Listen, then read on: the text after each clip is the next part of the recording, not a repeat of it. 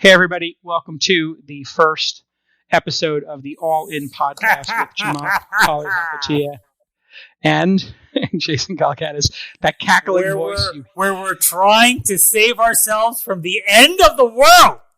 It is literally, we thought we'd start this podcast on April 1st, Chamath. Incredible. And everybody thinks it's like a big joke, that it's an April Fool's joke. It just happened to be the time was perfect. We had full intentionality of starting the podcast, but we're sitting here at home, quarantined.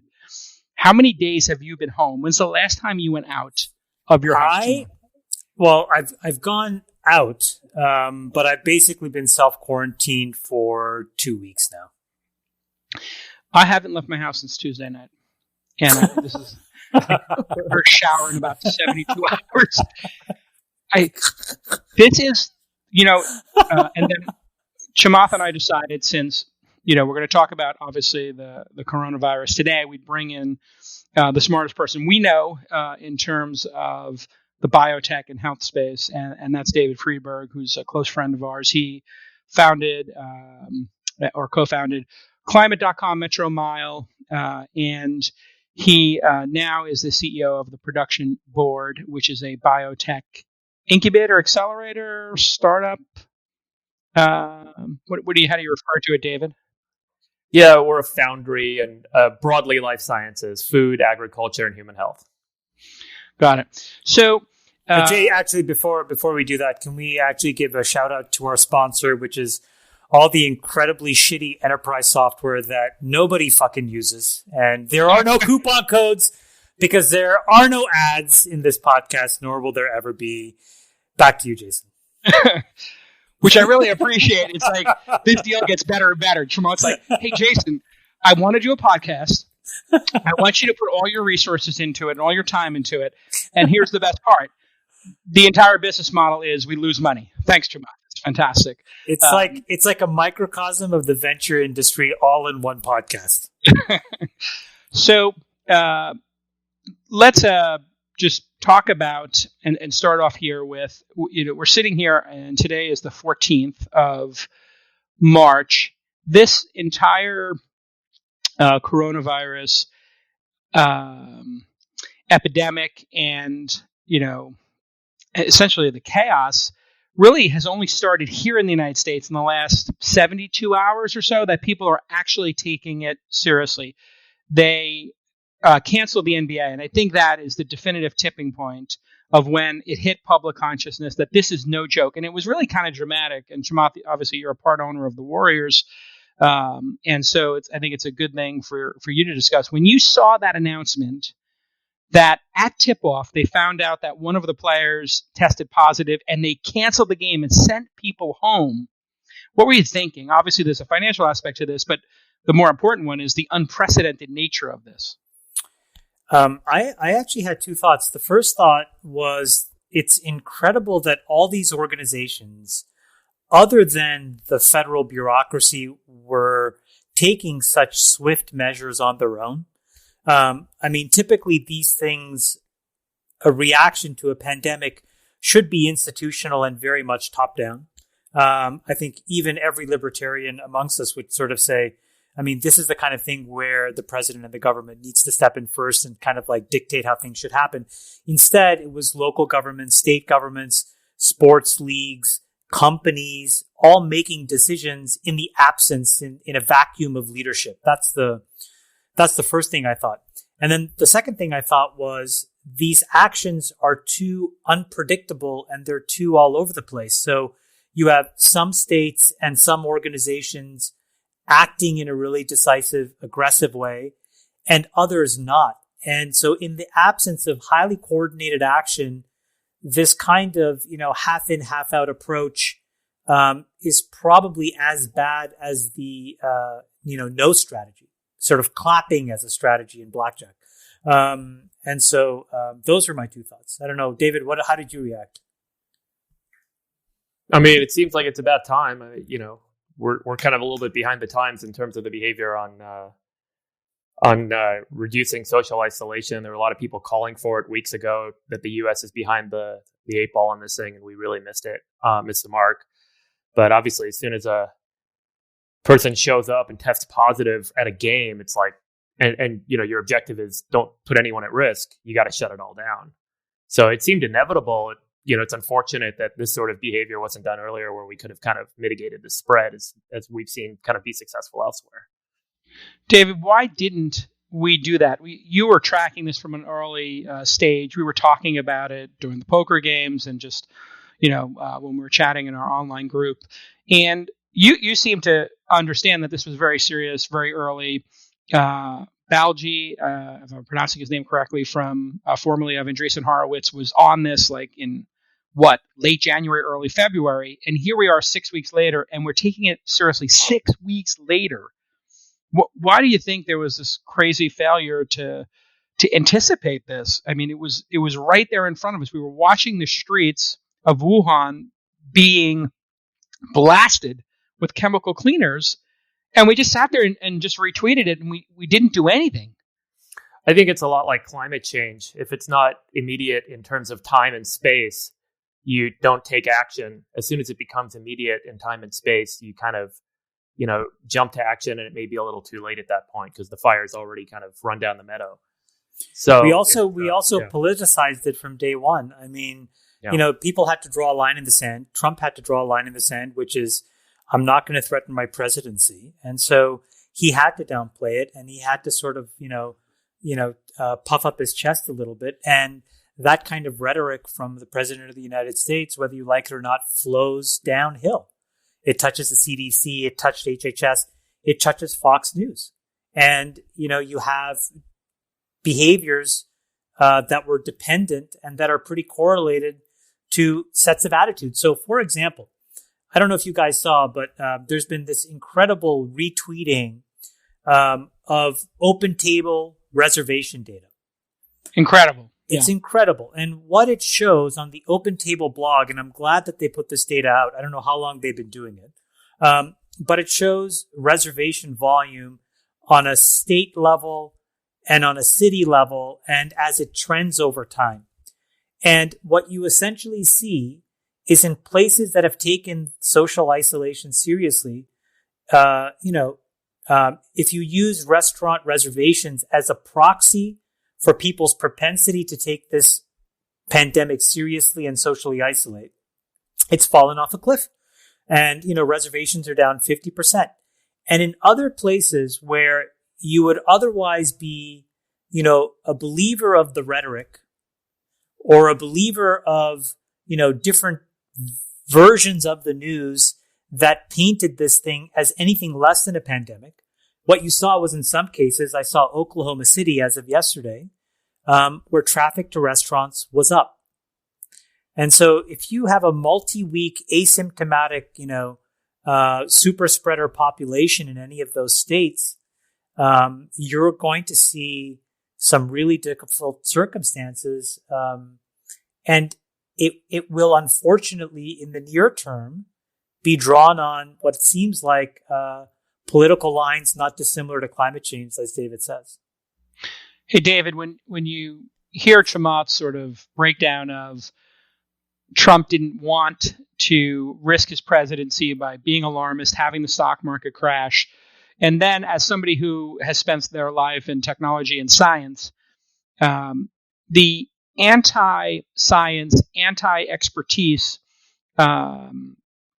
kind of paradigm we've been living with these last couple of years, how frustrating is that for you when it's so obvious what needs to be done? And then in terms of what needs to be done, if you were president and you had seen this in January, what would you have done, David? If you actually had the ability and it was let's say it was February 1st and you had seen, what happened in Wuhan, what would your line of attack have been? Well, I think that the anti-science rhetoric, by the way, is just nothing new. We view it reasonably widespread now. There's been anti-climate change. I've got a personal history because I sold my last company to Monsanto. So I sat on the side of the anti-GMO movement. And we've seen this throughout the course of history, right? Anti-Copernican, anti-Galileo. I mean, this is not new. There's institutions and systems that benefit from people not kind of necessarily being, connected to science and what it can prove. And what it demonstrates, the reality is over time, truth emerges, right? So science will find truth more than, fiction will. And so hopefully we'll realize that over time. The problem is the interim kind of damage it can cause. From a presidential point of view, I think the first thing that was missing is just testing. And I just want to talk about testing for a second because it's so critical. We've talked a lot over the last couple of weeks in the media and as a group about, where's all the tests? Where's all the tests? One of the important things to understand is the tests that we're doing today and the tests that everyone talks about are called PCR tests. And these are tests that basically measure active living viruses in your body. So it measures their RNA. And so if you do a PCR test and you're positive, what it's telling you is there's an active virus that was in your body.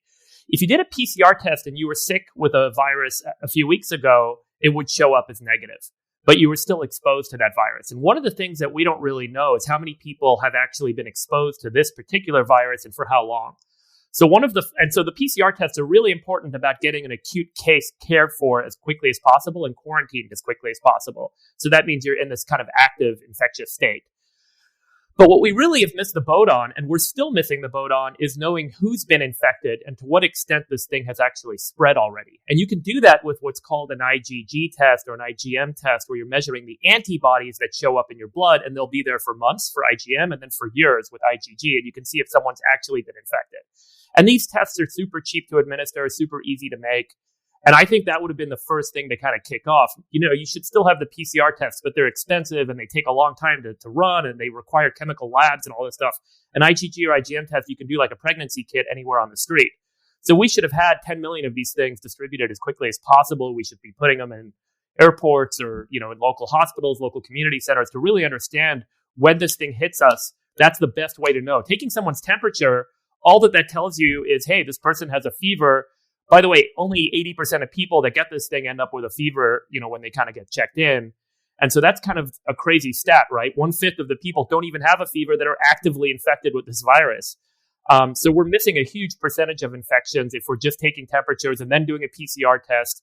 And we're missing all the people that just were infected. So I think that would have been the first thing, is like figure out where this thing is infecting people, to what extent, and getting in front of it. And testing right now. Yeah. What is the state of testing right now? They keep, having these press conferences. I think Trump on Friday or yesterday, today's Saturday, the 14th of March, on the 13th, on Friday the 13th, he had what most people thought was, his best performance yet, his best leadership yet, obviously way too late. And he said, hey, we're going to have millions of these tests. We're going to do them at Walgreens, and we're going to tap the private sector. This seemed like a really smart move to tap the private sector, Chamath. Do you think that this is going to be effective?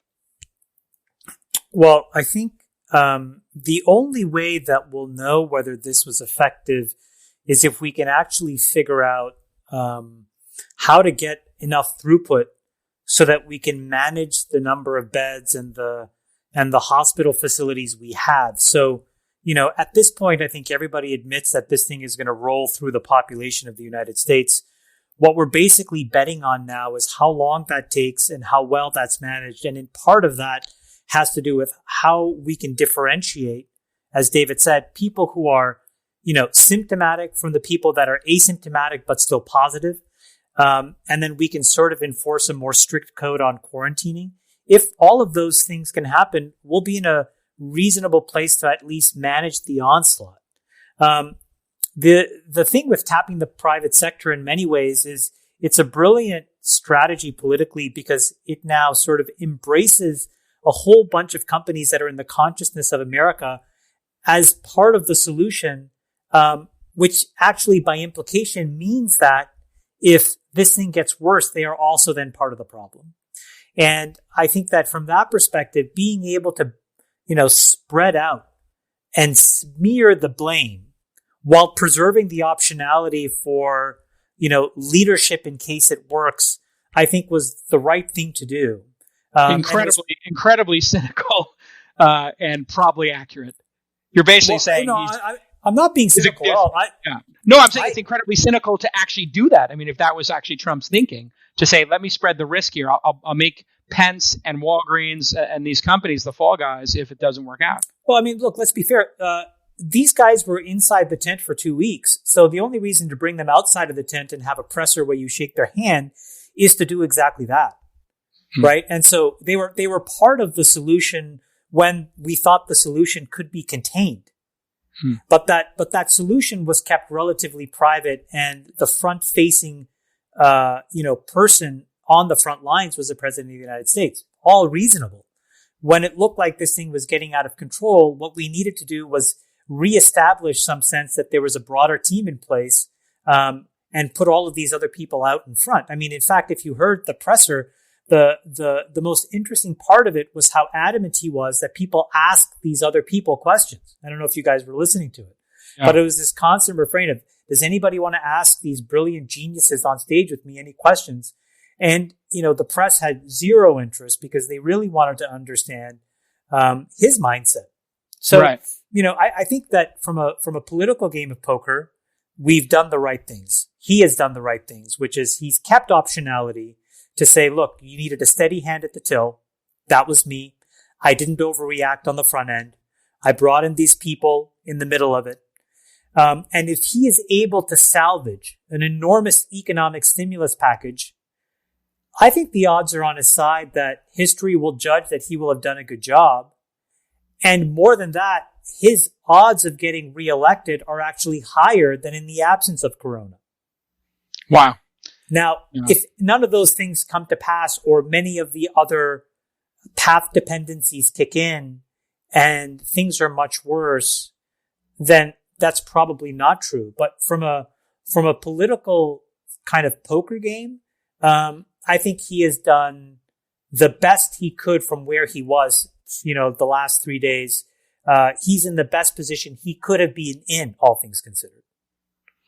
Unless he had actually done the testing and taking it seriously from the beginning, which is something also the press seemed very weird about. David, I want to get your perspective on when Balaji was tweeting about this, and then the information. Jason, his name. I'm sorry, I always screw it up. Balaji. I've had him on the podcast, and I always get it wrong. It's Balaji. Balaji. Yeah, Balaji. Listen, it only took me 6 years to figure out how to say Polyhopatia, and now I'm correcting everybody on how to say your last name. I appreciate that. David, when you saw his... I didn't know Chamath had a last name. Bestie C. When the Recode journalist who wrote that ridiculous story about like Silicon Valley is paranoid about handshakes, how much of what the media is doing is just completely inaccurate over these last couple of weeks? And what are your thoughts as an expert who's quoted in the media about this moment in late stage journalism where they seem to be more concerned with dunking and clicks and link bait than the actually accurate transmission of information? And when I asked you to just even be on the podcast with Chamath and I today, you were like, well, listen, I'm not an expert, and you're the smartest person we know in the room about this topic. What do you think's what do you think's contributing there with the press and their ability to even process something like this? Look, I mean, it's really like talking about science generally is really hard. Science-based journalism is really hard. I mean, there's just so much to this, like trying to explain to people the difference between a PCR test and an IgG test. It's like, you got to go do Bio 101 and have a conversation and talk about this stuff. There's a learning curve. So it's a 30-minute conversation to explain that. It's a 30-minute conversation to explain GMOs. It's a 30-minute conversation to explain climate change. But I would argue that the journalists solve, or not the journalists, I don't want to kind of put down journalists, but I would argue that consumers consume the media they want to consume, and then that media wins in the marketplace for media. And I think this is just generally true. Like, we want to have 6-second sound bites. We want to have 140 character statements as a consumer class. And as a result, like the media production that caters to that demand is going to win and is going to do better. So, if we want to see stuff that shit talks other people and blows up companies and, puts down presidents and puts down speakers of the House, we're going to look for that. We're going to buy it. It's going to get more ad dollars. And then those journalists are going to stay employed. And the journalists that are writing long form articles that are science-based and require 30 minutes to sit down and read the whole article are not doing as well. And, there's no one to blame but the consumer the same might be said of the presidency and, and other things. Like, we end up buying what we want to buy. It's not that the president showed up and he's the guy that got elected. He is the product of what we wanted, of what the general population wanted. By the way, back to the discussion earlier, the OpenTable reservation data, in my mind, is the single closest thing we're going to get to a referendum on exactly this issue. Meaning, if you listen to MSNBC or CNN or CBS and ABC, and you believe that strain of journalism on this pandemic, and you took precautionary steps a little bit earlier than, say, people who read Breitbart or, watched Fox News, and then it turns out that disproportionately those states where those media consumption patterns are prevalent are more affected. It'll be really interesting to see how people, after all of that, deal with those choices and the implications, and then start to realize that, we've been past the days of journalism for a long time. We're in the business of editorializing, and we've been in that business since basically Facebook and Google, kind of destroyed the ability for journalism as it stands to remain intact. Now, they didn't do it on purpose, but it was the implication of building $1.5 trillion of market cap. And, consumers, in many ways, as David said, not only let it happen, but added gasoline to those fires. But those things never resulted in anything meaningful until today. The linkages to depression were kind of, relatively brittle. The linkage to other things were relatively brittle. So there weren't necessarily direct health implications to your media consumption patterns. Right. This may be the first time where we can actually show a direct correlation to you consume a specific media and a specific editorialization of a problem, you end up with one result versus another. If that does end up happening, it'll be really interesting how people internalize that result after this is all said and done. So if you're watching Fox News and they tell you Corona is a hoax, which the president and Fox were literally saying 10 days ago, this is a hoax. It's part of the Russian conspiracy, the Ukraine conspiracy, and now they're going Corona crazy, and this is a conspiracy. And then you decide you would go out to eat, which the OpenTable data is showing they're doing en masse, and you die, or your grandparents, God forbid, die. Maybe you're going to reflect on the actual consumption of this. And it's not just right, because the Recode is a left-leaning publication, and they told us that we were crazy for not wanting to shake hands. Well, look, let's be honest. Recode is it's fine, but it's in this situation with what we have to deal with, it's kind of the pimple on the dog's ass. That let's not worry about Recode. Yeah. Like, you have, major media outlets who now have a responsibility to get on the same page and tell one version, which is the truth. They have that responsibility now. I don't think there should be any variability between what CBS, PBS, NBC, MSNBC, CNN, Fox, they all need to speak from one set of scientific facts as of yesterday when the president declared a state of emergency. If they're not, in my opinion, there is some level of culpability in those organizations, because if those people consuming those outlets then behave in a different way, which they otherwise would not have, had they had the different version of the news, that's not individuals' faults. That's the fault of an organization that's optimizing for positioning, narrative, and monetization over a moral, authority and an ethical duty that they have to the United States. Let's, David, look forward here at what is going to happen from March 14th forward. We have every Apple store closed, the NBA on hiatus, obviously, as we discussed, and supposedly a bunch of tests are going to be done in the coming weeks. Who knows? But people seem to be in the major cities quarantining in place, obviously stocking up food for a couple of weeks. If everybody in these major cities does what they're supposed to do and basically rides out the next 3 weeks, 4 weeks, what do you think the outcome in those cities will be, David? It'll be, what we see in China. A lot of people look at the curve at the beginning, and it looks like an exponential curve of growth, and it is exponential. But exponential curves end up consuming everything, so they don't go on forever. So what they resolve to is what's called a sigmoid curve. So they eventually flatten out, the second derivative kind of changes, and they flatten out, and you end up with this thing coming down the other side, as most biological systems can be modeled with this sort of a function, a sigmoid function. And so, a couple of weeks away, hopefully, from that happening, if everyone kind of stays locked down. The reality is we just don't know who's infected, who's been infected. And I do still believe that we're probably at least one, maybe more orders of magnitude off in our infected population count, especially here in the United States. But we'll find that out over the next couple of months as these IgG tests get produced in China. They're getting shipped over here right now. They're in Italy right now, being used on the front lines. And we'll start to use those to identify how many people actually are infected, and things will start to resolve.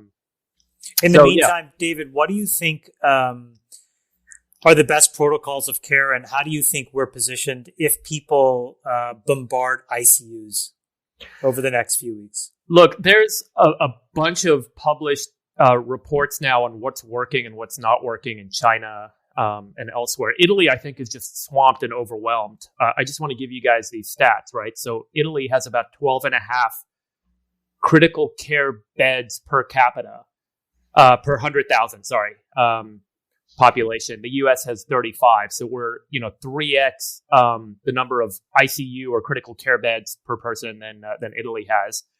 And there are now published reports on how you can manage symptoms and reduce the duration of the infection and reduce the severity of the symptoms for different populations. And these are starting to be employed, and they're showing really great results. There are active clinical trials that will be published in the next 2 weeks on remdesivir, which is this antiviral compound from Gilead that anecdotally has had really great efficacy and has really reduced the severity as long as you catch it early enough and start giving it to patients right away. We're already starting to use it on a compassionate use basis in the United States. The first guy they gave it to in Washington State started recovering the next day. That was anecdotal, but we're going to get more data on that soon. I think that we have the pieces now on how to care for people and how to get them to a point of recovery. We just got to make sure we have enough beds and enough ventilators. Cities like San Francisco have already taken over hotels like the Hilton here, and they're being converted into effectively ICU departments that they can be used for the overflow or the mass crunch as patients show up. Luckily, we haven't gotten to that point yet. But I think that all the tools are there that we should be able to manage down and get the fatality rate, hopefully within a range that looks a lot more like what was called rest of China, which was basically 20 basis points fatality rate of infected patients versus like Wuhan, which is like 4%. When I thought remdesivir, David, remdesivir has to start like literally right when your viral load starts to kick in. And I read, but tell me if this is true, for maximum efficacy, it needs to be administered intravenously. Yes, intravenously is the way it's been. Gilead just launched a clinical trial, I think now or last week or this week, where they're going to try some oral remdesivir. Yeah. But it has been used as an intravenous treatment to date. And there is a published study now that's shown earlier treatment with remdesivir had a higher efficacy rate versus later. And that may explain why it didn't work in Ebola, because remdesivir failed. And Ebola is a very similar virus to this coronavirus. And remdesivir, quote unquote, failed in a clinical trial for Ebola, but they didn't have a duration window on how long you've been infected before you start getting remdesivir. For the patients that had only been infected for a short period of time that got remdesivir, they actually had a much higher recovery rate, Ebola patients.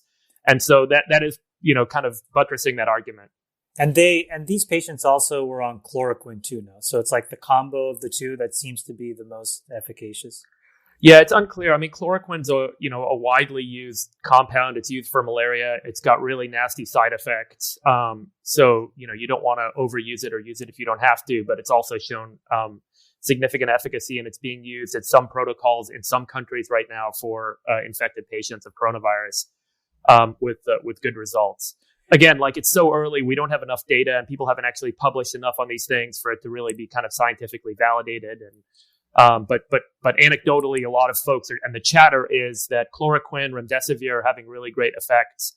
And people are, there's some commentary about zinc. Zinc is a known antiviral compound. It can stop RNA replication in viral compounds. A lot of people supplement with zinc for this reason when they have a cold or when they have the flu. And so, there's high dose zinc remedies that are being postulated as having some efficacy. But it's too early to say with great certainty what the best protocol is. But there are different variations of these protocols that are being employed that are working and reducing the fatality rate. Where you do have, by the way, you have to have hospital beds, you have to have availability of staff. Yeah. Otherwise, you have what you got in Italy. Italy has already gone over the abyss. People just can't get treatment because there aren't enough healthcare workers to the number of patients. So it's a shit show. Why is it that, when we look at sort of, if you look at ArcGIS or Worldmeter, where are the cases in India? Yeah. Where are the cases in Nigeria? Like, what the hell is going on in those two countries? Why aren't those countries going off the charts? India is just crazy to me, because if you've ever been to India, it is a friggin' beehive, right? Like, the population density is crazy. You can't do, as much as they say they've got social isolation going on in India. Now, the same was true with SARS and MERS. So SARS and MERS did not take off in India either. And so some people have speculated that India's failure to have coronavirus pandemic outbreaks has been a result of the high temperature. But if you look at the temperature in India over the last couple of weeks, it hasn't necessarily been that much higher than, and yes, there's a tipping point. I think it's around 77 Fahrenheit. But there's evenings. There are people in India that have been sick. So if someone's sick and they're on a bus with 80 people in India and it's evening, it's unlikely that something is not going on there. No, now, and by the way, in places like Delhi and places that are even north, it's cold. I mean, it's like a winter in Milan, for example. I mean, it's roughly the same temperature. So the conditions are rife for this thing to spread, but it hasn't, it seems like. So there's 3 risk factors I want to highlight that have been identified as potential risk factors, and real risk factors for coronavirus. The first is the age of the population. So people over 65 as a percent of population, Italy is the 3rd oldest country in the world. Okay, so about a quarter of Italians are over 65. That is nearly 3x or 2x what the U.S. is as a percentage of population being over 65. And it looks like if you're over 65, you have a 10 to 15%, 10 to 15x likelihood of having a severe reaction to the SARS coronavirus that we're experiencing right now. The second is smoking, and there's differences of opinion on smoking. But here's a crazy statistic on smoking for you. So the number of people, let me find the statistic because I actually pulled it up for you guys to mention it. The number of people that smoke okay, here it is. Number of cigarettes consumed per year per person in Italy. Oh, let's guess. Let's set the over-under, Chamath. Per person in Italy. So a pack a day would be 20. That's 7,000 a year or so. If you smoked a pack a day, if half the people do that, I'm going to set the line at 3,500 per year per person. You want to take the over? I'll take the over. Okay. You guys are both off. It's 1,500. Okay. Okay. So it's under. The United States. Half a pack a day. It's half a pack a day. The United States is 1,000. So the United States smokes. 1,000, third less. And India is 89. Like, no one smokes in India. And the percentage of the population in India that's over 65 is less than 9%. So India has this confluence of low smokers, older population, warm weather, younger population. Yeah. Younger population, warm weather. And so this may start to and the smoker rate is just 2 orders of magnitude off from the rest of these guys. So these things multiply, right? So think about Italy. Italy has a very, very old population, 2x what the US index is. And again, that multiplies by 10. So now you're talking about 20x the impact of a coronavirus hitting everyone. So 20x the impact. They smoke about 50% more, so call it 30x. And they have a third the number of beds. And that's a nonlinear relationship, because as soon as you max out on ICU beds or critical care beds, boom, you're over the abyss and everyone starts to die. And so the Italy problem may be a confluence of this elderly population, maybe a smoking population, and the critical care beds per capita. And the opposite may kind of explain what's going on in India. So do you think that India is sort of 1 or 2 sigma to the left and Italy's 1 or 2 sigma to the right? And which means that, in a reasonably well-managed, but even in a poorly managed situation, we may be a multiple of the flu in terms of its impact, plus or minus? Yeah. I don't know. Look, one of the things that's crazy is the fact that to talk about like distributions, Chamath, like some percentage of people have this incredibly bad experience with this virus. And then a huge chunk of the curve have like mild cold and flu symptoms. And yes, there's anecdotal people saying, oh my God, it sucked. It was like worse than the flu. But there's a large percentage of people who are recovering reasonably quickly and seem to be getting over this thing. And that's of the people that we've actually tested positively with a PCR. We don't know how many people there are. It's going to be asymmetric, right? It's not like we're going to have an unusually high number of people that had really bad symptoms that didn't show up. We're likely going to have a much higher percentage of people that didn't have symptoms that didn't show up. And so there is some like multiple probably of people that we aren't accounting for at this point that have had this virus in them.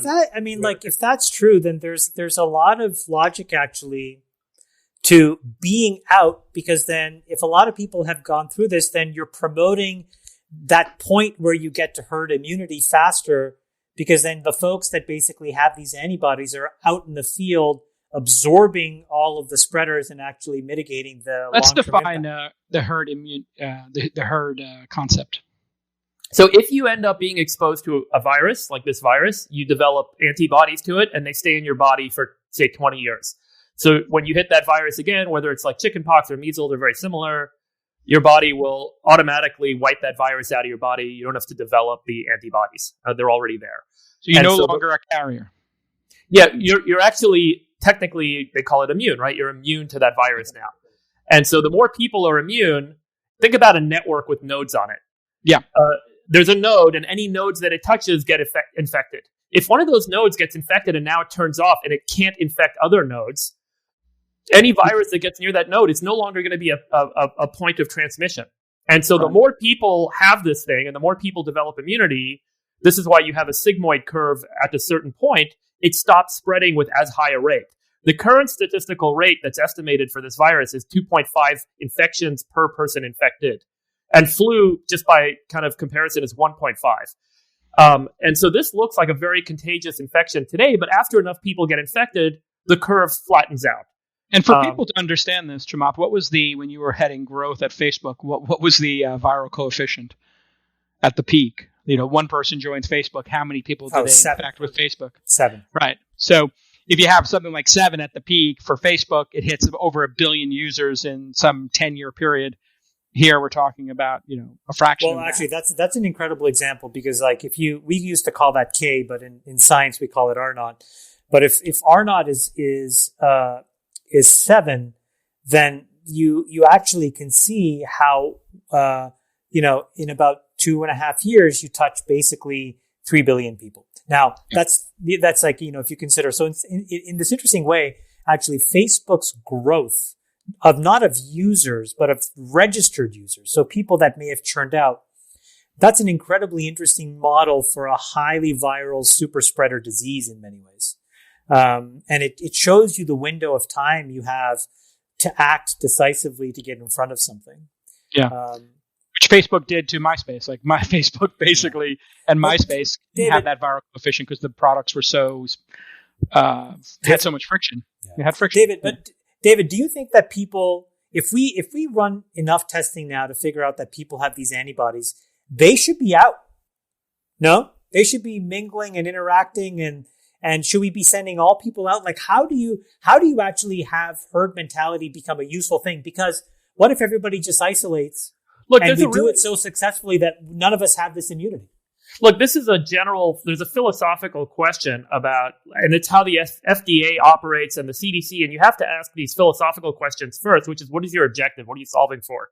If your objective is to minimize the number of people that die from this particular virus, you're going to have one decision. And if your objective is to minimize the economic impact relative to the number of people that will die as a result of bad economic impacts, you're going to have a different decision. And it's really hard to kind of think in the broader context. If you're saying like, don't let anyone get sick and don't let anyone die, everyone should stay home and not take any risk, right? And that's effectively what we're doing. And given the uncertainty, it certainly seems to make sense from a policy perspective. We should be doing that today. But the result of like, look, we now know that some percentage of people have the IgG. And so let me ask the other question. If I knew that 99% of people that got this thing had no lasting effects and got over it as if it were a cold, would that rationalize saying everyone should go outside because you have a 99% chance if you catch it, whereas 1% of people, if they caught it, will still die? So, how do you draw the line, right? What's the right philosophical decision in that context? And so even if what we're saying is true, that 99% of people can get it, they're asymptomatic, they get over it, they develop immunity, and we can, kind of develop herd immunity and very quickly kind of reduce this thing, we're still going to be putting 1% of people at risk of death by doing that. And so, what's the over-under? Today, the president said he had a coronavirus test administered last night. He did? The 13th, yeah, he said that. And finally, somebody cornered him. We're on a 24-hour shot clock or less. I have my own view. I'll go last. But what do you got? What's the over/under on what the results say?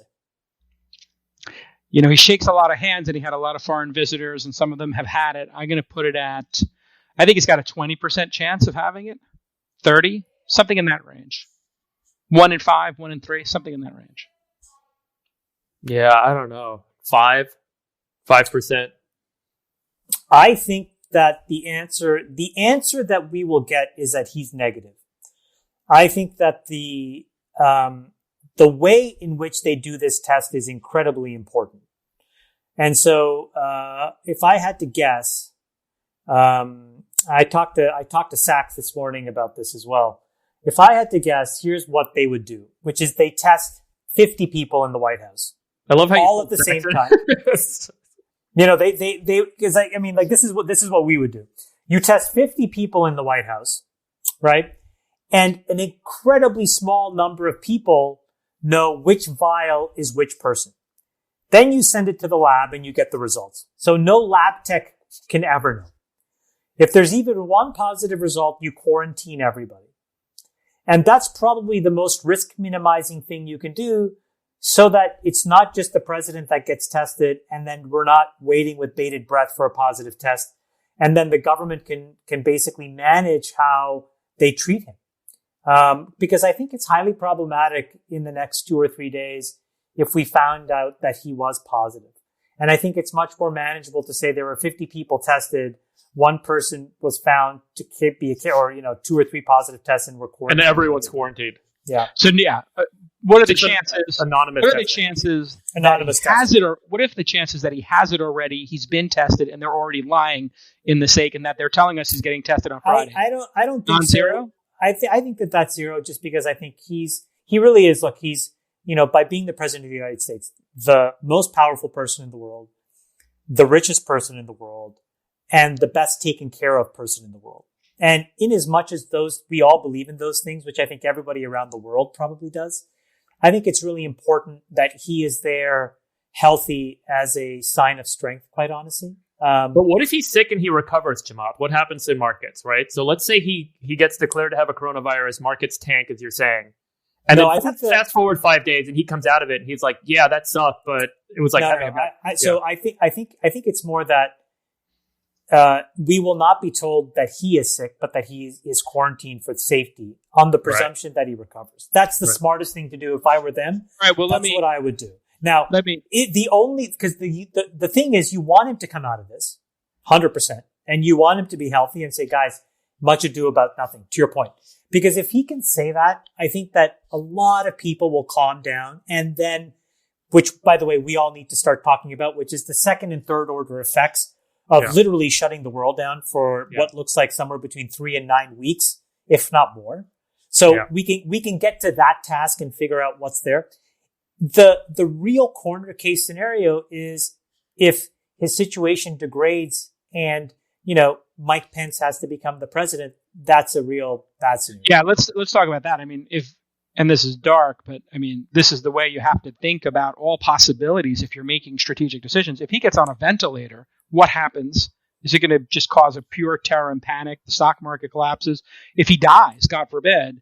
I know some people hate him and would wish death upon him. I don't. I mean, I don't like him, but I don't want to see the president die. Let's be clear. Or anybody die. Nobody should die from this. Unfortunately, people will. If he did, what happens? I think the odds of that are incredibly low. So let's not even kind of deal with that. What if a celebrity dies? I mean, we sit here in America with the NBA and Tom Hanks with the things that made people finally pay attention to this. If Tom Hanks or an NBA player dies from this, or is put on a ventilator and almost dies, what is that? Well, let me ask the question. Let me ask the question of like, if they die and then if they recover in the next week. So as you see, because no one's had these recovery stories. There have been zero of them out there. Everything is about you're in the hospital and you're dying. And you're going to die. Sorry. No. There have been zero here, but there are tons of them on WeChat. Sure.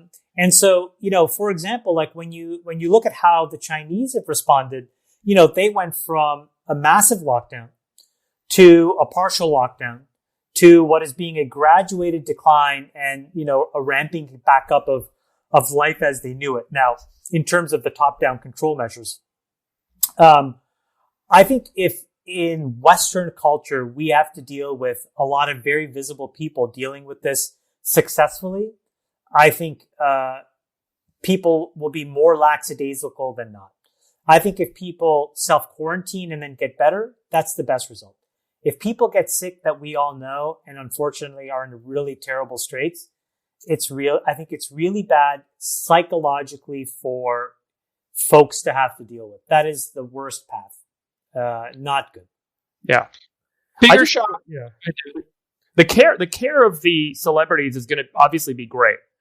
And it's very likely that Tom Hanks and these NBA players who are in fantastic health are they're low comorbidity and they're getting great care and they're going to come out of this thing in the next 10 days. And, when Tom Hanks goes back on Instagram and says like, hey, look, like I had a bad cold. That's what it felt like. It was like just being knocked out for 2 days. It just seems to like create a different story that I think most people, at least in the United States, are assuming, which is this thing is just pure death and we're all going to die from it. We were talking before about about Italy's profile. Iran also had a breakout. Iran is very young, and they seem to be. I just pulled up the Wikipedia page about cigarette consumption per year, and they're right behind the United States with 936 per year per capita. But on a demographic basis, they're very young. With looks like only 10% of the population, 12% of the 12 or 13% of the population is over 55. The rest are under 55. Well, maybe why is it breaking out there? Well, maybe. I mean, David says it's kind of now we may look back and realize that this is a disease of combinatorics, right? So if you have a bunch of ands, that's the worst case scenario. So if you are old and you have comorbidities and you have limited critical care facilities and you have a high smoking incidence, and so you're pulmonary compromise as well as immunocompromised, and you have an exponential, unfortunately, decay function here. And ACE2 receptor. And ACE2 receptor, exactly. So it turns out that the ACE2 receptor is this protein that shows up on cells, and it is the point of entry for this virus into cells. And so they have now identified that Asian men that smoke have a higher production of this ACE2 receptor than other men that smoke, that there may not be a difference between smokers and non-smokers in white people. So they're starting to identify that there may actually be both genetic and behavioral underlyings that can increase the entry points for this virus on your cells. And so we don't know yet what, as Chamath calls it, the combinatorics are. We don't know yet like what combination of things is going to increase the risk factor. There may be something genetically in the Iranian population or in the behavior of the Iranian population that may increase either the receptors or it may increase the health of the recovery of the lungs and so on and so forth. It's not really clear. I have one question and then I want to move to economics because I think it's really important. David, what do we do from here so that if this type of thing were to happen again, and I'm speaking specifically about the science, the rapid prototyping, the figuring out of both the testing, the identification, and then a pathway to drugs, what do we need to do as a world, frankly, differently than what we've been doing today to make sure that we're better positioned? So there's definitely got to be emergency protocols that are more clearly defined for these sorts of circumstances. In the US, to be able to do testing under CDC guidelines, you had to have a CLIA lab and you had to have a test certified. And then there was all the certification bureaucracy that made it really hard to be a tester for this thing. So then they had emergency use authorization, or EUA, where you could kind of say, hey, this test in this lab can be used to figure out what's going on. And that also then turned into a bureaucratic nightmare where you had to go submit a request for doing emergency use authorization and so on and so forth. We've got to fix that so it's not so specific to each test in each lab, and it can be a generalized guideline for this type of test for this type of disease can be very rapidly prototyped and launched in production. And so you don't have to go through an approval for every one of the tests under an emergency circumstance like that. The second thing is we got to get production of these tests in the US, and we shouldn't be limited to PCR tests. There are new technologies called Sherlock assays that use CRISPR molecules, and you can print the test on a strip of paper, and it can find DNA or RNA in a segment and light up the strip of paper and tell you right away if that DNA or RNA is in the sample. And you can do that like on a pregnancy test. You don't need to ship it to a lab. And so we've got to get those things approved. We've got to get them standardized, and they can be broadly applied to any viral infection that could start coming after the population. And then we've got to get production for those in the United States, because right now we're dependent on the Chinese and Koreans to make the tests for us, and then we're sitting around waiting. Meanwhile, they're on lockdown and they want all the tests. And so, there's a couple of things to fix here. What about how the FDA goes through the approval process for candidate compounds, including and not limited to sort of the time and the cost and the process for double-blinded studies? And we treat citizens like idiots. And I don't think that it's fair and reasonable that people shouldn't have the right to decide what they do and don't want to use. And that's just my personal point of view on this stuff. And we basically act a little bit like a paternal state. And the going back to my earlier point about kind of what's the philosophy here, the philosophy is do no harm. It's not to do the most good net of harm. And so when you say a do no harm, it's like you cannot put a drug out there that might kill people, even if you might kill, let's say, 2% of people that take it, but 80% of people now double their lifespan, or 80% of people that otherwise would have died can now live, right? So the framing of like the regulatory approach to drug development and approval is really challenged in the United States. It makes it hard and expensive for new drugs to get built and launched very quickly, even though we have the manufacturing and science capacity to do it. And it also makes it really hard because individuals don't have choice. They have to wait for FDA approvals before they can decide whether or not to take the risk themselves on whether they want to try this drug. Remdesivir should be broadly and widely available right now, and people shouldn't have to file for compassionate use to get it. They should be making it, printing it, should be in every hospital, and people can decide whether or not they want to take the risk. There doesn't seem to be any mortality associated with taking remdesivir, so it seems pretty clear-cut that most people would raise their hand and say, give me that shit. Like, it's crazy that you have to wait for the FDA.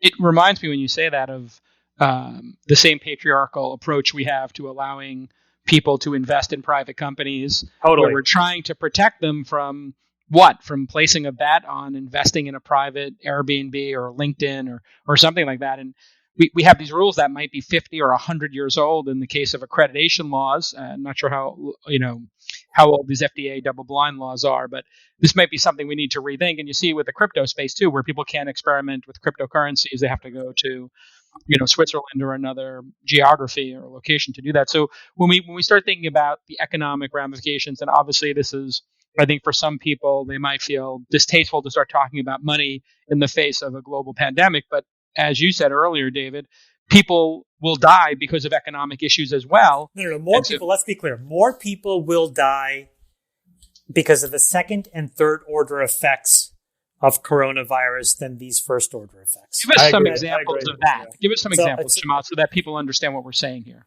So, this is the tragedy that's unfolding before our very eyes right now. It is the slow motion train wreck. If I go back to 2008 for a second, let's just talk a second about that. In 2008, what we really saw was a very, very focused kind of contagion that was very much lost on most people, except for those that had been the victim of predatory lending and subprime mortgages, who lost their houses. That was terrible. But the real financial impacts were borne by institutions and their shareholders. The long-term effects, however, did come back and spill over to Main Street, because a lot of people then, as a result, had a lot of hard time getting really back on their feet, and that economic malaise spread like a pandemic all over the United States. But the immediate short-term pain was felt by a handful of institutions that for most people are nameless, faceless organizations run by, to quote Bernie Sanders, millionaires and billionaires, okay? 1% of the 1%. Yeah. This is completely the opposite. This is Main Street first and foremost. And that kind of impact in all of our lifetimes, we've never had to deal with. And it's not going to be the 2 to 3 or 4 month, 8 to 12 week social isolating lockdowns that we are in. It's all of the downstream effects to all kinds of industries, obvious, like the obvious ones, airlines, cruises, hospitality, retail, and then the non-obvious. So, again, let's imagine that you're a startup and you sell software. Well, you would say to yourself, I sell enterprise software, so no big deal. Nothing happens to me. Not true, because some of your customers or some of your customers' customers are either in those impacted industries or their customers are those impacted industries. So this is the first time in a very long time where we're really going to see the domino effect of, economic contraction. This combination of a supply side shock and a demand shock. And supply side shocks can be fixed. They can be fixed actually relatively quickly. It's the demand shocks that are much harder to recover from because they're deeply psychological in nature. They drive deleveraging. And deleveraging is going to be an important term that folks will hear over and over the next 9 months. And that process of deleveraging, this multi-trillion-dollar credit bubble that we have to hopefully in a reasonable way, but probably not, it'll be violent and messy, unwind, will leave, I think, a lot of people unemployed, a lot of businesses out of business. And or could, because can't we have some kind of basic intervention here? I saw today Alamo Drafthouse as an example, which is a smaller business, a movie chain that many people love. They were getting sort of dunked on, barbecued, and potentially canceled on the social media because they furloughed their employees for 30 days. They're hourly employees. So now these hourly employees, basically furlough means we're not paying you anything and we're shutting down. So now can't Trump or anybody just give people a stipend or something? And this might be the UBI test we're waiting for. Well, how? I mean, for example, there are millions and millions and millions of small businesses. What are we going to do? We're going to have them go to a website, fill out a form, and all of a sudden, what? You get as much money as you want. You somehow prove what your monthly burn is. No, you basically could just say, here's my last 3 paychecks, and we give you 4 paychecks. If you go to that paperwork and apply for it. The easiest way is going to be a tax refund as a percentage of your taxes paid over the last 3 years. It's going to be some rebate. But I think these kinds of surpluses, guys, don't do the trick. I think that, for example, if you are all of a sudden in receipt of, let's just say a year's worth of your, average 3-year taxes over the last, I bet you put it in a savings account and you don't do anything with it. Yeah. You're not so going out. You're not going to Alamo. You're not going to go to Alamo Drafthouse. Now, let's look at Alamo. Alamo Drafthouse, more than likely, I don't know, but I'm guessing, rents their retail footprint. Right. Sure. And there is a REIT, or there's an MLP, or there's a landlord that owns that retail real estate footprint. That person has probably bought that building at 80% loan to value at a 4% cap rate. The math doesn't matter except to say that you are not in a position to forgive 4, 5, 6, 7 months of rent. You're not in a position. The banks will foreclose and default. And so you will demand that money of Alamo. Alamo will then first deplete their savings. It'll be very difficult for them to tap the debt markets and get a loan unless they get it from the government, and hopefully they can. But those are the knock-on effects that are going to happen right now. We have to see the first of those dominoes fall and follow that trail of breadcrumbs. And to me, it's in that devastation where addiction goes up, where, all of the sort of things that we've seen in the last 10 years, we have seen it right in front of our eyes, what the impact is when we lack a social safety net, where we don't take care of, the poorest men and women beside us. Yeah. And then we have a financial shock to the system. We already know how bad it is. We saw when the impacts were just with a few companies. And now you're going to expand it industry by industry. No, I totally agree. I mean, we saw it in the rural markets in the 30s, and we saw it in the Rust Belt in the last 20 years. The statistic today is that 48% of all U.S. employees work for a business that's got 10 or fewer employees. Now, these businesses are not only retail; it's also the plumber, the gardener, the housekeeper, any local service provider in any one of these markets. And like in this market, we're not having folks come out and do local services. We're not, going to the local hair salon. We're not going to the local coffee shop. All of those people are typically living on 2 to 4 weeks of cash flow. 63% of Americans have less than $500 of savings. And a huge percentage of them, and another 10% of Americans work in either the energy sector or as retail workers, in addition to that small business market. So we're talking about nearly 60% of American employees being exposed to the fallout from shutting down business for anywhere from 2 to 6 weeks or 2 to 9 weeks, whatever the number is. And most of them only have 2 to 3 weeks maximum of cash flow or bills owed in their bank accounts. Travel. Yeah. Travel is an $8.8 trillion, $9 trillion part of the economy of the world, right? So 10% of world GDP, or actually more. And, 2-quarter shock is basically, $4 to $5 trillion, right?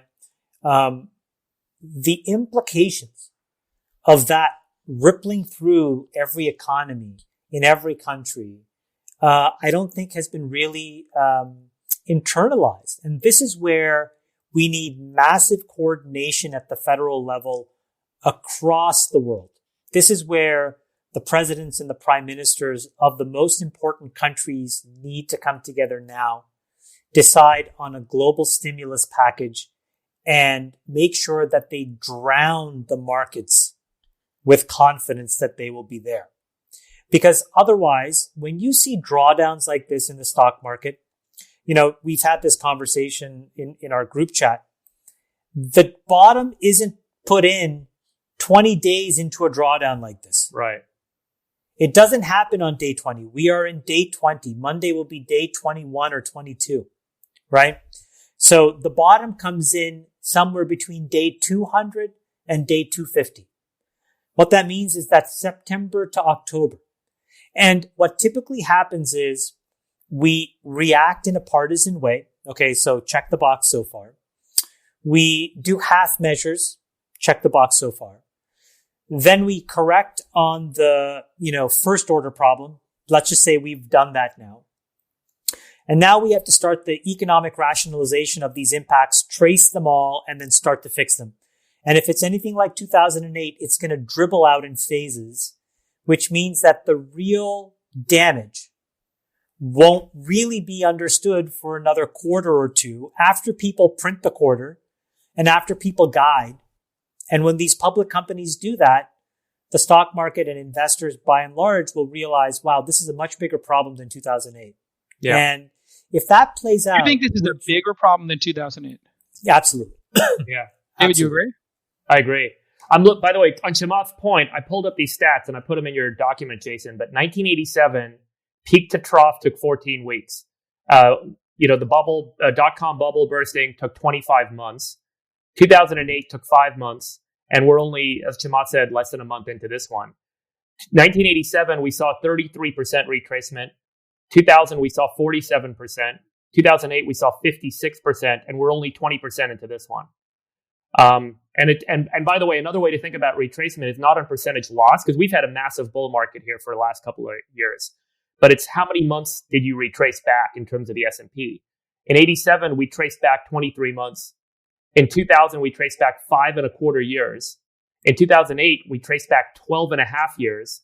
And so far, we've only traced back 13 months to the S&P where it was 13 months ago. The other thing you guys have to keep in mind is the thing that is very different. So it's not as if everything is going to be the same. It's not going to be a repeat of the dot-com bubble or 2000, but they're similar and they rhyme. But the differences are important. The difference this time around is that we have gone through a multi-year period of incredibly low volatility. And in that period of low volatility, two things have happened. The first is that we have had public market financial capital market participants get absolutely levered up. So I'll explain what that is in a minute. And the second is the emergence of computers and quant funds and algorithmic trading. So on the first side, let's just say David and I ran a hedge fund, Jason, and we took money from you. Okay. And we'd say, Jason, we're going to give you 10%. And you're like, that sounds like a good deal. Bonds are at 0. Here's my money. Now, David and I would look at ourselves and say, well, we would love to stay in business forever and we want to collect 2% off of Jason's money. So let's try to do this in the most conservative way possible. We're going to try to get 1% a year. Can we make 1% a year? David and I look at each other and we say, yeah, we can make 1% a year. How do we do it? Well, let's break it down. Divide it by 12. Okay. We got to get 82, 83 basis points every month. Okay. We can do that. We can make 80 basis points a month. 8 basis points a month. Sorry, whatever the math is, 8.5 basis points a month. And so let's say we figure out a way, being really conservative, we make 8.5 basis points, 1% a year. Well, eventually we look at each other and say, okay, well, we need to multiply this by 10. I got it. I'm going to go to my prime broker, JP Morgan, Goldman Sachs, Morgan Stanley, and say, guys, I want you to lend me 10 times on my money. And they'll say, whoa, big boy, hold it up. And I'll say, listen, look at the volatility. There's no volatility. This is a really safe thing to do. For every dollar I put up, you give me 10. And now everything that I was doing is multiplied by 10. My 1% a month becomes the 10% a year. Voila, I look like a genius to you. In reality, David and I are making 1% a year multiplied by 10 turns of leverage. Okay? Every hedge fund runs this way. Now, when volatility goes from 0 to 50 to 60 to 70 in a matter of days, which is what's happened now, the banks, who are not stupid, say, hold on a second, you owe me money. You need to post more money if you want me to continue to give you this kind of leverage. There's too much volatility. I cannot, guarantee that Amazon is worth 50% of what you say. I have to assume Amazon is worth 20% of what you say. So I can't use Amazon stock as collateral. I can't use, these 10-year bonds as collateral. I can't use whatever you're giving me as collateral. You need to post more money. And then what happens is I have to delever. Make margin calls. I have to delever. I sell my safe assets. I sell gold. I sell all these things, which is what's been happening now. So that's number one. The second, which is why you see all of this massive volatility, and it kind of builds on top of itself, is you have these algorithmic quant funds that just see price signals and then they act. Doesn't matter if it's a good day. Doesn't matter if it's a bad day. They know that the next tick is going to be up if the last tick was up, or down if the last tick was down. And when you have hundreds of participants putting in billions of dollars multiplied by that leverage, so hundreds of billions, you get these tsunami effects where one day you're down 10% and then the next day you snap back 9%. Because even if there are a few individuals making idiosyncratic human-led decisions, all of a sudden it's drowned out by the computers and the leverage. That's a really big difference that exists today that doesn't really exist or didn't exist these last times. And so we're going to be in a very violent, thrashy environment as we delever. Right? As we figure out which credit funds are upside down. There's about $75, billion of debt across the top 7 or 8 petroleum companies that comes due over the next few years. And the average price for a barrel of oil needs to be $50 for them to not be upside down. It's 30 and falling. Some of these guys like Oxy Petroleum needs oil to be at $80 a barrel for them to make their debt payments. So we're going to start a very awkward period of deleveraging and a very long period where we're going to have stresses and shocks that are not industry specific. It's not just going to be Lehman and Bear. It's going to be brand name companies that many people that are listening to this know and understand, who are put under financial pressure, who cannot make their interest payments, who default on debt, who miss their earnings. And so this is an environment where cash becomes king and an incredibly clean balance sheet becomes the single most important thing that you can have. So the Googles, Apples, Amazons of the world are sitting on tons of cash, Microsofts. I mean, they're just going to go on an M&A spree, you think, or they're just going to sit tight? Well, the anger that'll turn on to those 5 companies is going to be incredible, because you talk about $1 trillion of cash, $1 trillion plus, with 5 companies. They represent 20% of the S&P 500.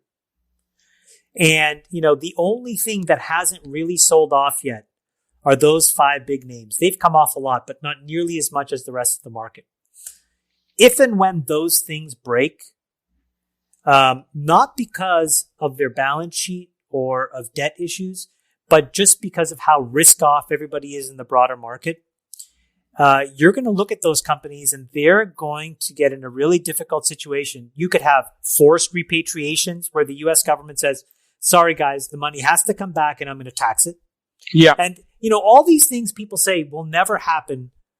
But there are these moments in time where you just can never say never. And I would say to all of us, this is a moment where your presumptions of normalcy need to get paused. Yeah.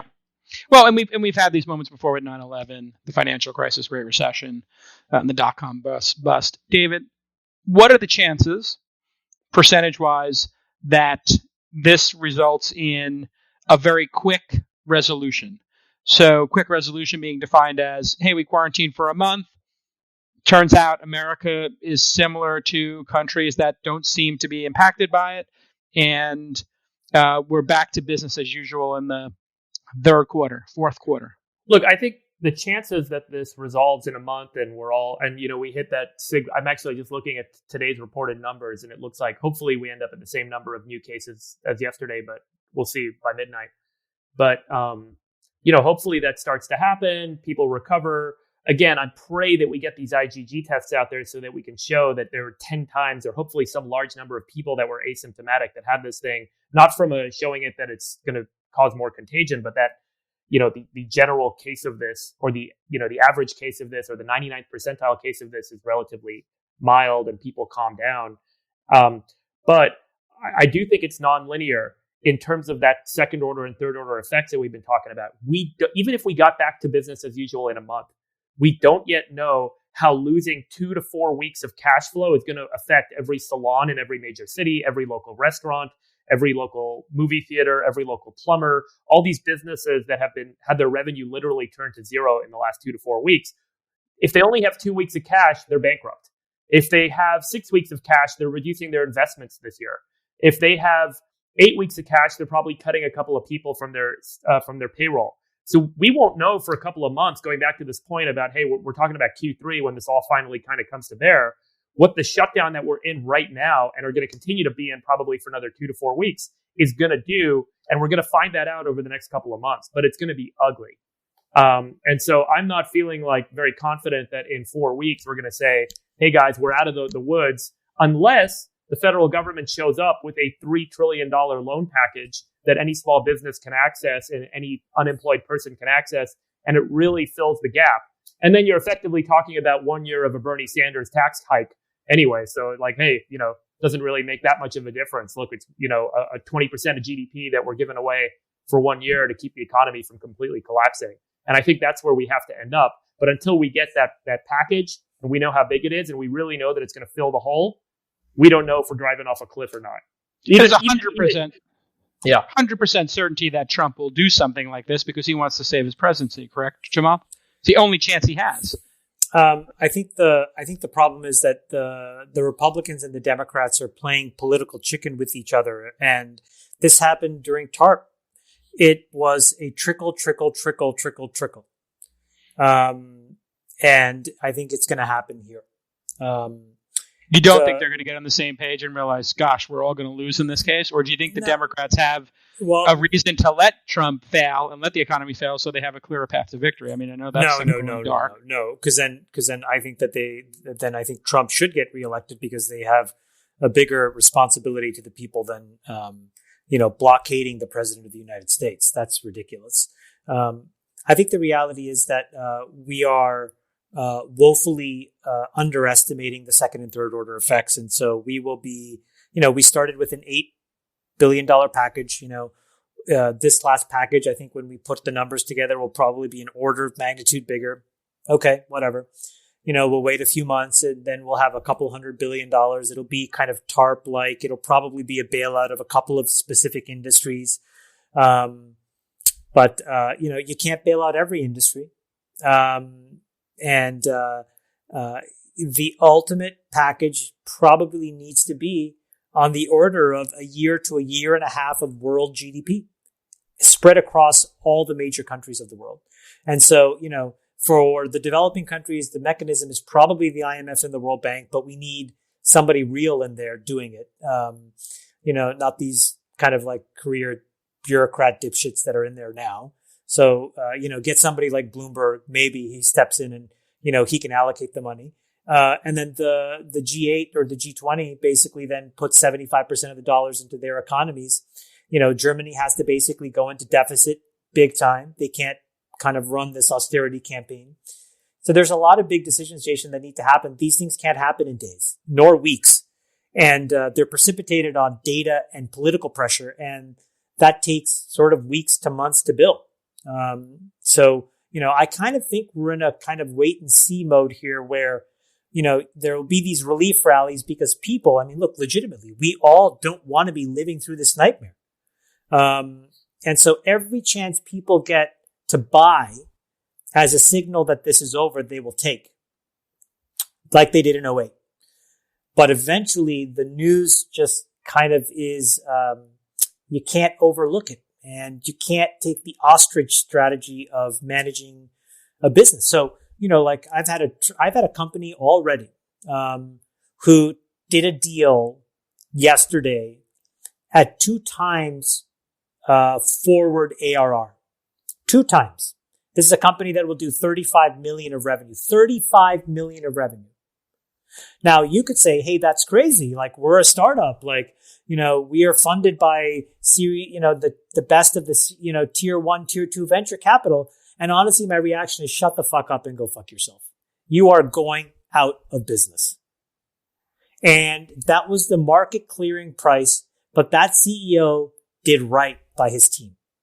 And history will look favorably on that guy because like Buffett said, in moments like this and in your life, in business anyways, but I guess also in life, the most important thing is to not go out of business. It's to survive. Yeah, I was explaining it to my founders in our group Slack room, and I said, listen, job number 1, if you take the seat as the captain, is you got to keep the plane in the air. You got to find a place to land the plane, and you need to know your altitude, and that's your runway. And But I think in this way, look, I think in this way, startup CEOs are the greatest canary in the coal mine because they are the ones that are the most resistant to these implications. They love the halcyon days of the Cinderella ball. They love it. The clock never strikes midnight. They're never running down the stairs, leaving the glass Sippler. That's what makes them great in many ways. They live beyond what their station in life is, and hopefully they make it. But in moments like this, you really have to realize that the shot clock is on and it has nothing to do with you. And if you are losing money and your OPEX is high and you don't have 24 to 36 months of cash, you have to really figure out how to get that money because it's going to get harder, not easier. I'll give you a simple example. I was thinking about like all these companies in the next few years that had plans to go public. They have options that have to vest. They have RSUs that will expire. I've read about Airbnb. These are really complicated examples of companies that are great companies with unbelievable employees, who deserve to be rewarded for the hard work that they've put in. And now you're faced with this situation where you're money losing, burning cash, options about to expire. I mean, people have to really... Should have gone public. I mean, this is why Bill Gurley was sounding an alarm, 3 or 4 years ago, saying, listen, if the window's open to go public, get out and clean up the balance sheet. I mean, the IPO window. Last year, I wrote this in my letter. Like last year, I took a lot of heat from some folks around me because I focused on liquidity. I put 1.7 billion on the balance sheet last year. And I just remember people you're an idiot to sell. Why are you selling at these prices? And I said, honestly, I've been through the .com bubble. I went through that. It took me 13 years to get even. From 99 to 2012. Ugh, 13 years. I went through 08, but it wasn't so bad because I was mostly head down working at Facebook at the time. And I just thought after 10 years of building something, I don't want to have all my chips on the table anymore. And what I want to be in a position is to be a good, steady source of capital in moments like this. Call it a white knight, call it whatever. But now, what I'm telling everybody is put out the word. I have billions of dollars in a balance sheet. I'm willing to put it to work. I want to work with founders who are sober and realizing how important this moment is for their company. But there's going to be an incredible number of businesses that have to act. And they're not going to act for the next 2 to 3 quarters. I get it. But they, like the government, like the stock market, like everybody else, will capitulate. Yeah. And hopefully when they do it, the money is there. David, how are you approaching the next year when you look at yourself building startups? I mean, obviously, as I always tell people, fortunes are made in the down market. They're just collected in the up market, as Chamath just pointed out as well. How do you look at the next year and then going into this next decade as a founder? So we build businesses and then we eventually bring in outside investors into those businesses. So we are eventually going to be looking to capital markets to help fund our projects. And so we put money off our balance sheet into starting these businesses and we fund them during that initial phase. So the first thing we've kind of talked to folks about is don't optimize for time, optimize for survivability now. I've had one VC text me earlier this week and say, we're all leaving the office. And this was a VC who had given us a offer to invest in one of our companies, yanked the offer this week and said he's going to go, they're shutting up shop. No one's going to be in the office. They're not doing any deals until things kind of come back, whatever that means. And then I've seen another venture firm, which is a much larger firm, say it's business as usual. We don't care about up markets, down markets. We're still investing. Valuations will shift, hopefully. And, the markets are going to shift what we're going to invest in, but we're still here and we're still doing business. So I think the first thing is there's, for the right businesses, there's always capital. I mean, I built my company. I raised my Series A in November of 2007. And then 2008 happened. And I'm really glad I raised more money than I wanted to for my Series A. We made it through that period. We built a business. And then by 2011, we had such a great business. We raised a nice Series B and then a Series C a year later, and then we sold. So it was an incredible run, but we went through that period of building. And it was, it was great that we had the cash. For the businesses that don't have the cash, I'm worried about are we going to have to put money off our balance sheet to help fund them? Because it seems like there's less of these convertible notes and safes and people interested in bridging stuff and, all the stuff that was a little bit, I'll like Chamath was saying earlier, I'll take more volatility right now, or I'll take more risk because the vol is low. It's very likely that everything ends up raising their next round. Now we're talking about probably 60% of things are not going to make it to their next round. So I'm going to take less vol, and that has a kind of exponential effect in terms of accessing capital. So we're telling everyone, cut costs, make sure that you manage for survival, do not manage for optimization on time. Traditionally, we've kind of been aggressive and said, try and get as much done in 6 months as you can and hit these big milestones as quickly as possible. Now we're saying, you know what, take your time to hit the milestones. Just make sure you de-risk a little bit, even if it takes 2 years instead of 6 months, as long as we have enough cash to survive 2 years. As soon as we get out of this, we'll be fine. But that's kind of where we are. Sounds like wise advice. Chances, Chamath, as we wrap up here, we're 80 minutes into the first episode 0 of the All In Podcast Emergency Pod here, talking about coronavirus with David Friedberg and Chamath Palihapitiya. Chamath, chances right now that this is resolved in a couple of months and we get back to business as usual? What would you set the percentage chance at? 0. I think we deal with the first order effects of the disease in 8 to 12 weeks. So, probably by May, we'll have a decent handle on the impacts and we'll be through most of the worst of it. And I think the economic bottom is probably Q3, Q4. And I think that, we're going to touch 2,000 on the S&P, if not lower. I hope we don't, but I think we are. And I would just encourage everybody to start internalizing the second and third order effects. The world, as of now, is shut down for 2 months. The world. And, much like an old car, you can turn it off fast, but sometimes when you turn it on, it sputters. It sputters. You have to open the hood and take a look under there, maybe clear out some. It takes a while. Yeah. It takes a while. Travel, by the way, it's an interesting anecdote. Whenever there's a demand shock in travel, I like travel, by the way, just because it's a really good another canary in the coal mine for so many industries that are interconnected and highly dependent on each other.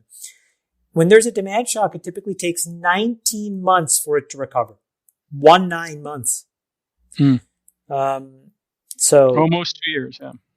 And that's just starting now. So David's right. I really, really encourage folks to batten down the hatches, keep, enough dry powder so that you can withstand what can happen in 2 years, and stop worrying about valuation. Find good capital partners in moments of distress like this, who can be, fast, and decisive, and in size, and try to get back to work and keep the people that work for you safe. Yeah. And Eve, you worried about civil unrest, riots, breakdown of society. That's something that people have been hypothesizing about. No. And they always put it on the internet people are the ones who are most paranoid about this because Peter Thiel and whoever bought some New Zealand real estate.